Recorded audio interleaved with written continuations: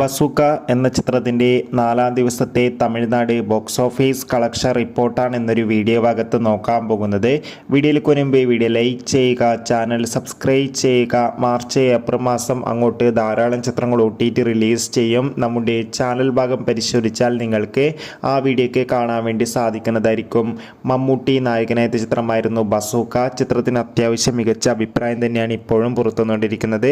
അതുകൊണ്ട് തന്നെ എല്ലാ സിനിമാ പ്രേമികളും ഒരേപോലെ ബസൂക്ക എന്ന ചിത്രത്തിൻ്റെ ഓരോ ദിവസത്തെ ഓരോ കളക്ഷൻ റിപ്പോർട്ടും അറിയാൻ വേണ്ടി ഏറെ ആകാംക്ഷയോടെയാണ് കാത്തിരിക്കുന്നത്. ഫൈനലി ബസൂക്ക എന്ന ചിത്രത്തിൻ്റെ 4-ാം ദിവസത്തെ ഏറ്റവും പുതിയ തമിഴ്നാട് ബോക്സ് ഓഫീസ് കളക്ഷൻ റിപ്പോർട്ടൊക്കെ പുറത്തുവന്നിരിക്കുകയാണ്.